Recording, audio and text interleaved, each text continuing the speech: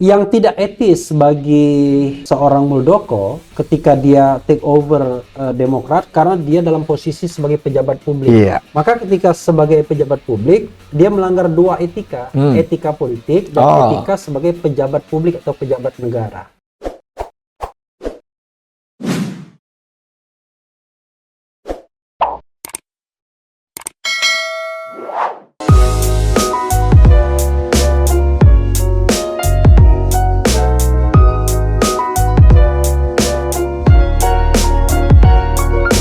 Bismillahirrahmanirrahim. Assalamualaikum warahmatullahi wabarakatuh. Saudara sekalian, dengan saya Edi Mulyadi, FNN, Bang Edi Channel.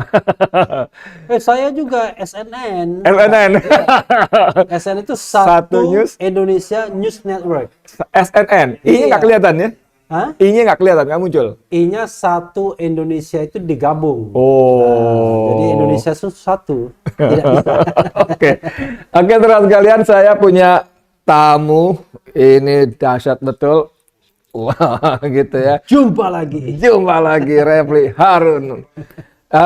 Ini anak muda ini dikenal sebagai pakar hukum, ahli hukum tata negara. Sudah tua saya, 50 tahun sudah. Masih tuan saya, masih. Yang sok-sok tuh anak. Ini beliau senior saya di media pada waktu itu ya. Sebuah media massa. Oke, kalau kita lihat hari-hari ini jagat pemberitaan di negeri kita masih didominasi tentang pembegalan Partai Demokrat oleh KSP. Sebetulnya kepala KSP, kantor kepala staf presiden. Staf presiden ya, bukan kantor staf presiden, bukan ya? Kantornya iya, di kantor staf presiden, tapi kepala staf presiden. Oh, tetap KSP juga, oke, nggak perlu double K ya. Ya, Muldoko yang kemudian dipelesetkan macam-macam, tapi bukan ranah kita untuk ikut memelesetkan nama orang. Karena dia bukan kepala kantornya, tapi di kepala staf presiden. Kepala stafnya ya, oke.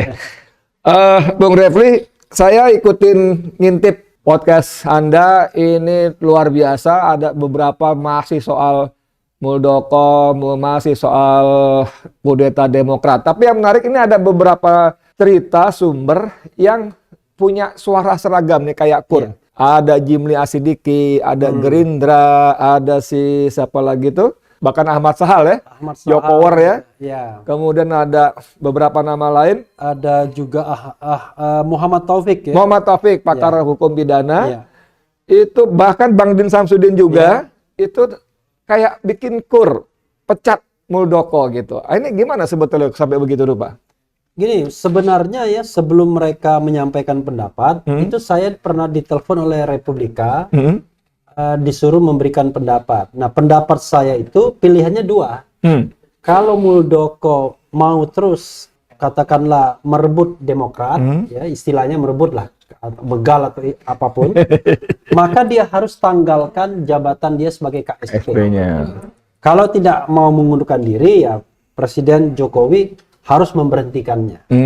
Tapi kalau dia tetap mau KSP, ya dia lepas dengan Demokratnya. Kenapa begitu?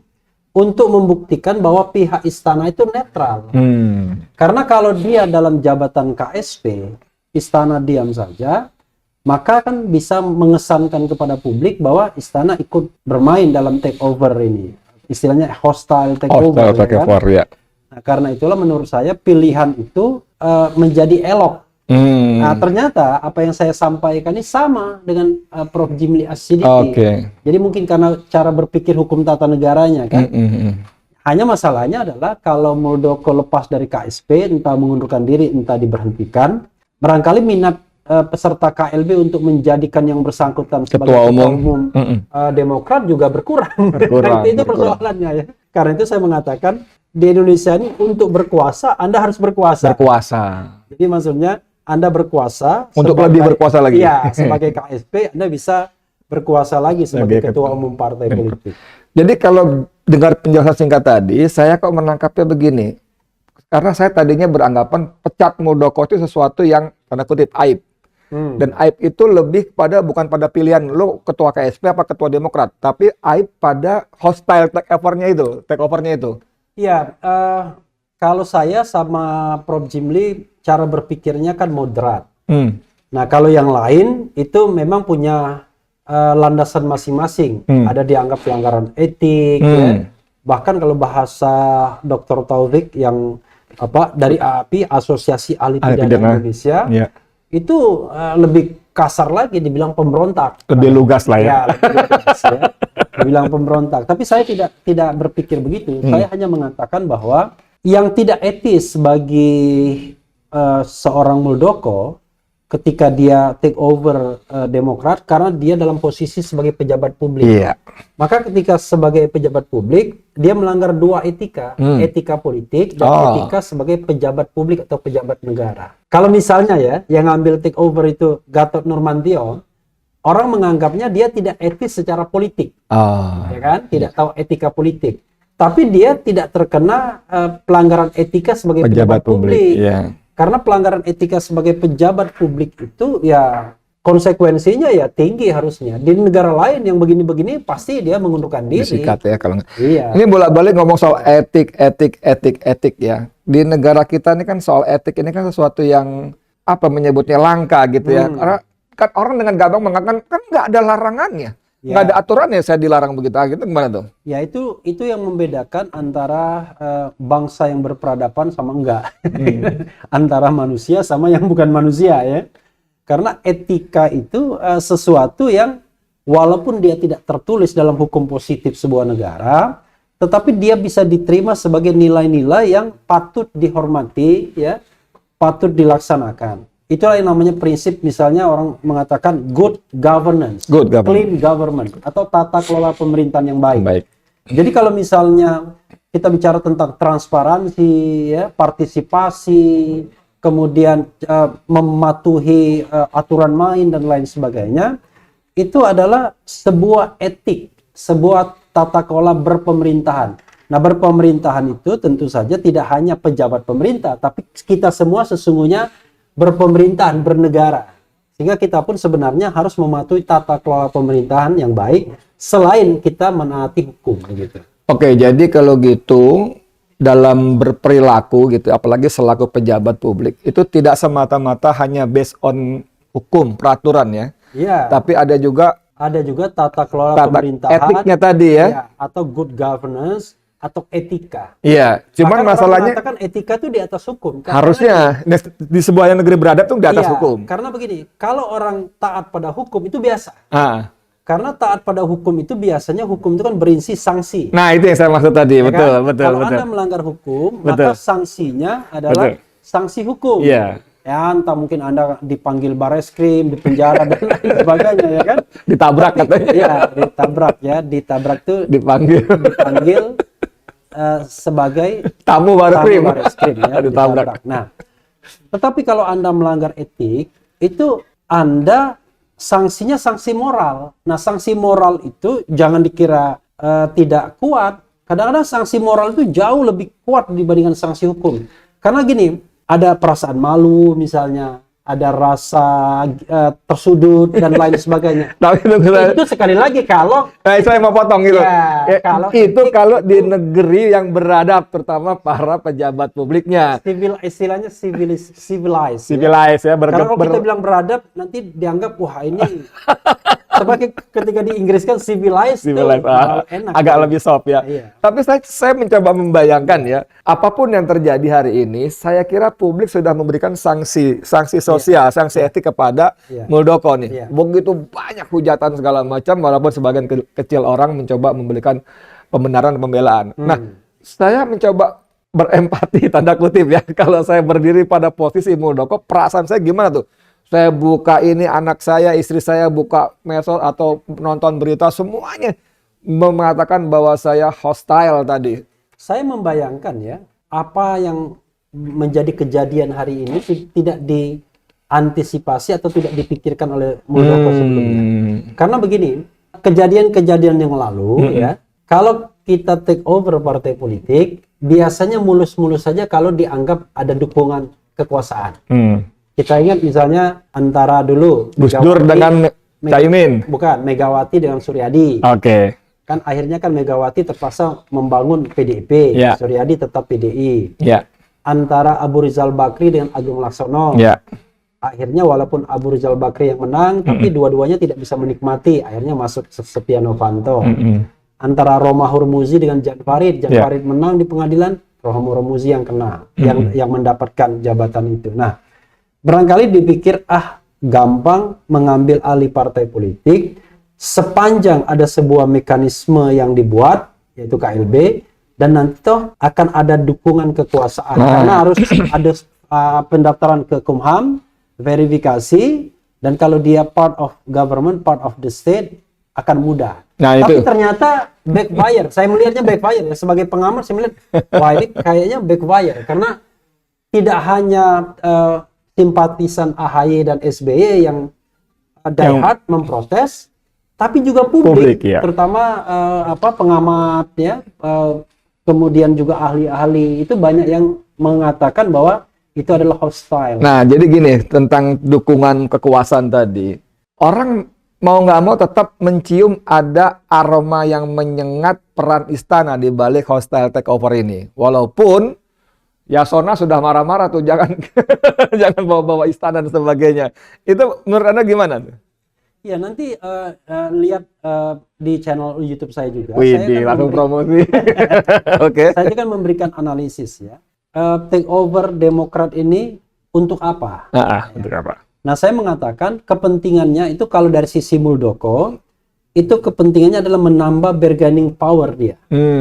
Bargaining power tidak hanya sekarang, sekarang dia akan tambah besar bargaining powernya kalau dia menjadi ketua umum Partai Demokrat. Bahkan pernyataan hari ini mengatakan dia mendukung pemerintahan Presiden Jokowi dan siap menyetor nama menteri. Udah merasa ketua.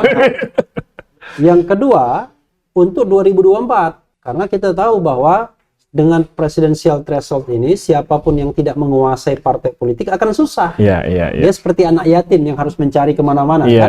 Dan terbukti akhirnya hanya kader partai politik yang bisa menjadi calon presiden. Mereka yang so-called independent susah. Itu untuk kepentingan Pak Muldoko ya, jelas. Tapi untuk kepentingannya Presiden Jokowi, saya selalu mengatakan demikian begini. Pasca 2024, apa yang mau dilakukan Presiden Jokowi? Apakah dia menjadi pandito, ya, ataukah dia tetap ingin berpolitik?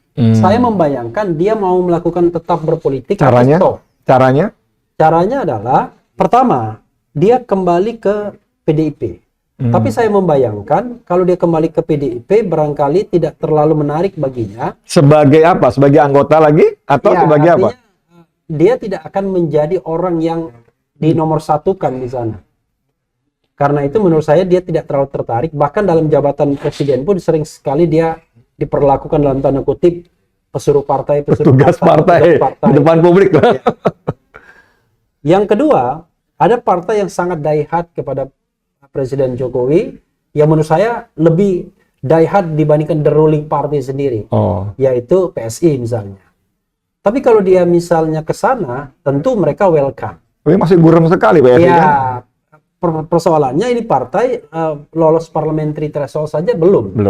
Dan yang kedua, untuk 2024 barangkali momentumnya sudah agak berbeda. Kenapa saya bilang berbeda? Kemarin mereka menarik karena menjadi partai anak muda kan? Anak muda, atraktif dan lain sebagainya. Tapi ketika mereka menjadi pendukung setia pemerintahan, maka sepertinya kok agak berbeda karakternya dengan partai anak muda dimanapun di dunia ini. Biasanya kan partai anak muda itu yang cenderung kritis, ya kan, ada oposannya, ada jiwa rebel. Ya kan? Ini tanda kutip penjilatisasinya. Saya nggak mengatakan demikian. Ini memang santun betul kalau Refli ini. Saya kembali tadi soal die-hard tadi. Die-hard tadi. PSI itu die-hard terhadap Jokowi karena Jokowi masih presiden. Tapi kalau untuk 2024 Jokowi tidak presiden lagi, apa dia mau tetap die-hard kan gitu kan?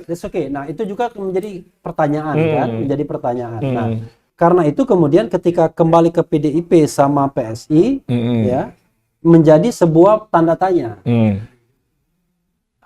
Dengan penguasaan Demokrat oleh KSP, bisa jadi kemudian dalam tanda kutip ini analisis ya, analisis politik dan hukum.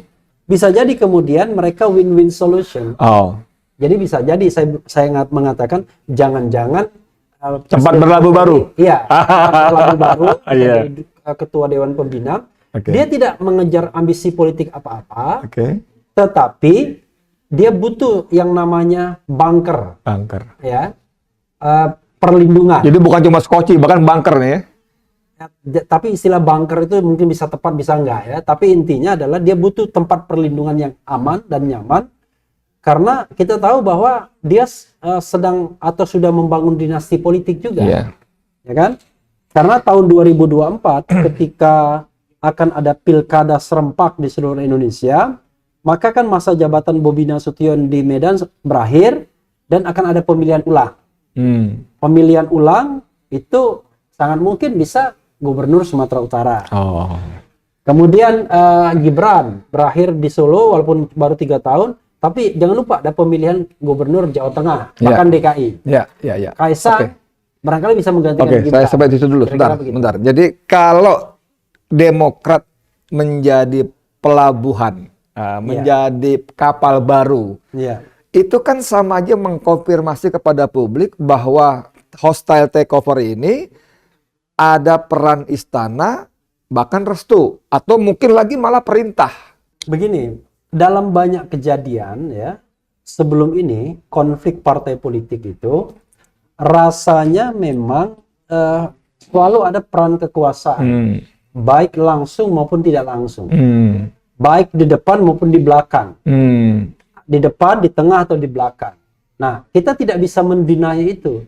Satu-satunya cara untuk mengatakan bahwa istana tidak terlibat, tadi saya bilang memberhentikan Pak Muldoko sebagai KSP. Karena artinya dia menganggap bahwa wah, saya tidak mau terlibat apa-apa, saya mau bersih dari ini semua. Tapi Anda silakan pilih mau KSP kalau atau mau itu yang terjadi, ini sekali lagi kalau itu yang terjadi, gini loh, Muldoko itu pejabat setingkat menteri, ya kan?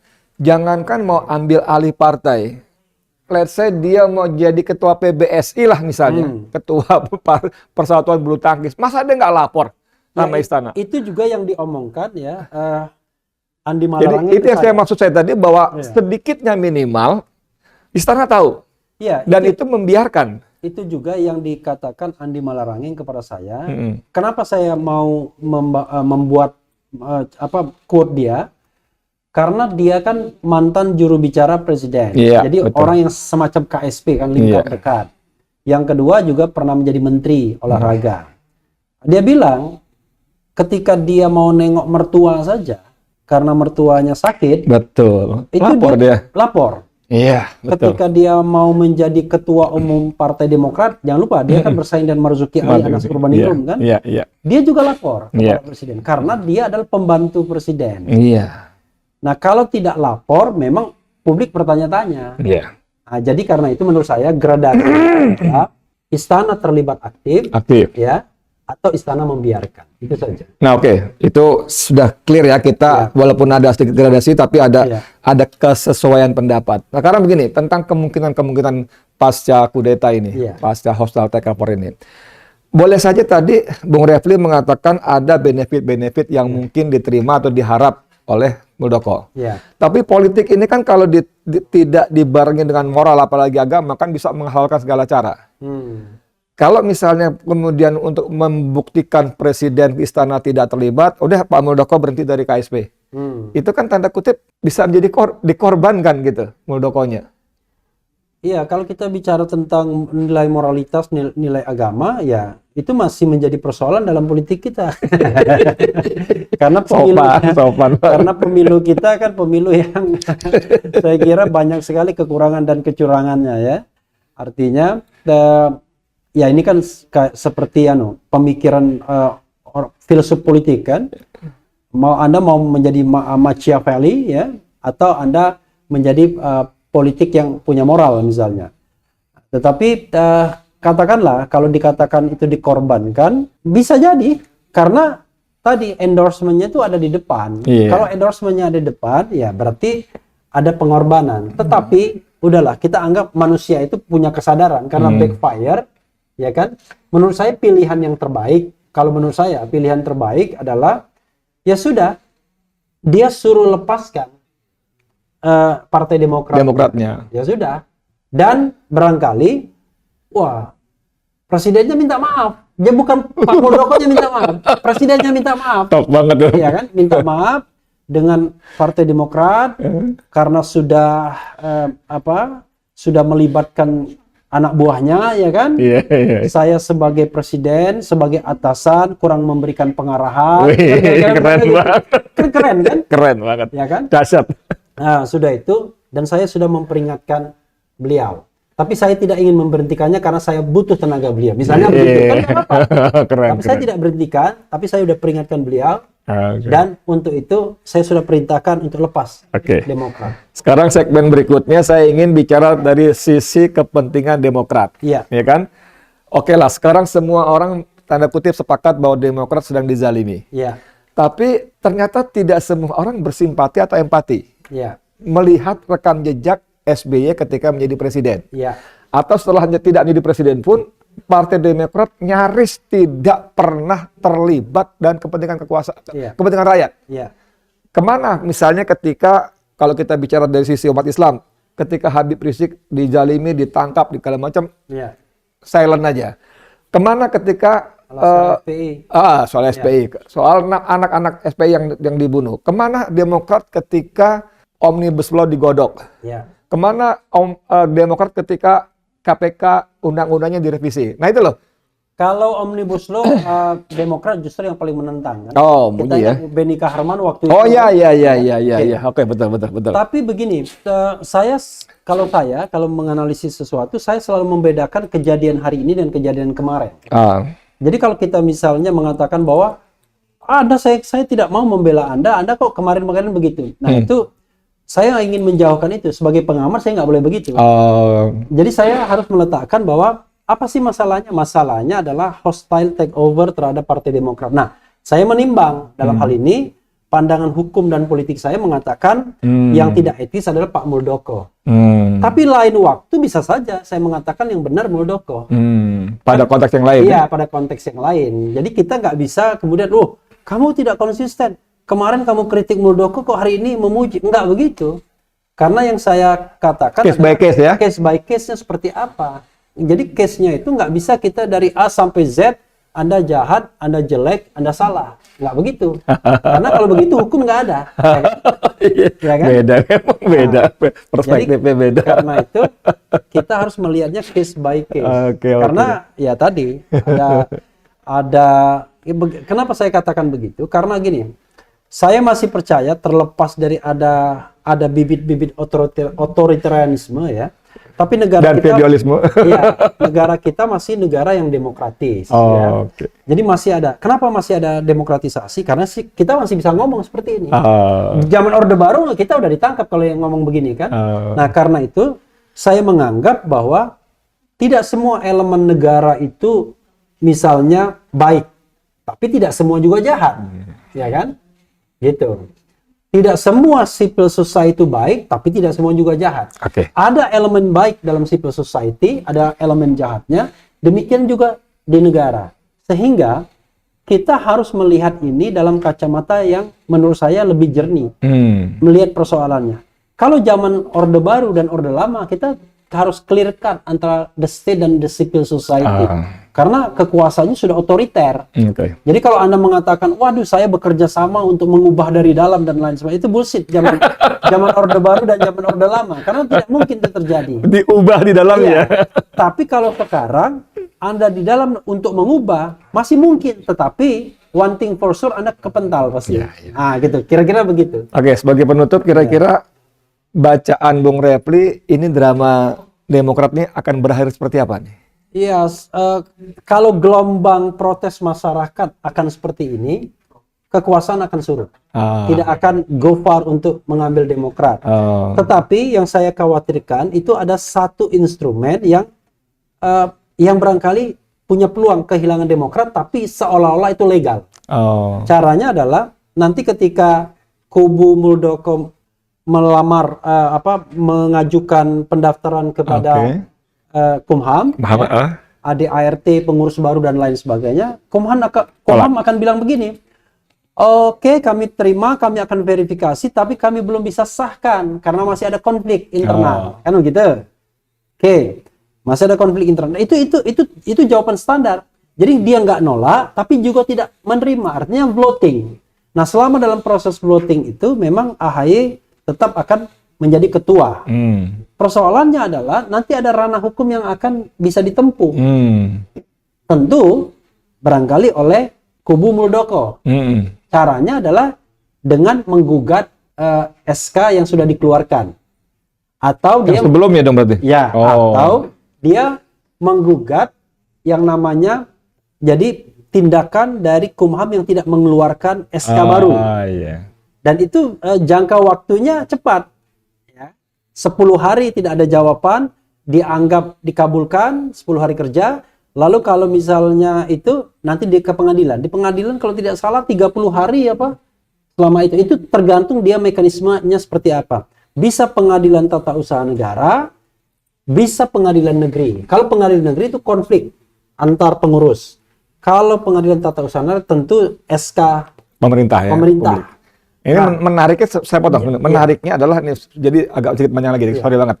Jadi menariknya adalah ini kalau kita ngomong soal konspirasi ya kan ya, bahwa ini ada tangan-tangan istana segala macam. Nanti dibuat menggantung begitu rupa, blang semuanya secara de facto AHY masih ketua sampai Kumham keluarkan sesuatu kan gitu kan? Berdasarkan putusan pengadilan. Oh, nah terus Gitu. tiba-tiba menjelang pemilu dan sebagainya, jebret baru keluar SK-nya Muldoko yang sah. Itu kan Ya makanya saya katakan celahnya itu adalah seolah-olah netral, yaitu biarkan pengadilan yang memutuskan.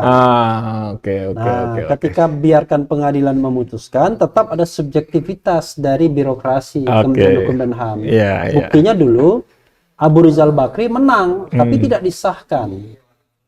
Jan Farid menang, tidak disahkan. Ya.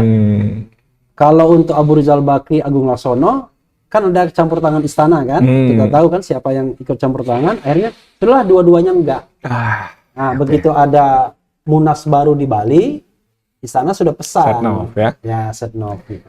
Oke, saudara sekalian, menarik sekali dengan ya, tapi ternyata dikilik bagaimanapun juga dia tetap santun. Kalimat pilihan kalimat tetap sopan, jauh dari ujaran kebencian walaupun kita kilik kayak apa segala macam ya. Oke, terima kasih banget Bung Refly. Dan kita tunggu saja bagaimana akhir drama akhir ini.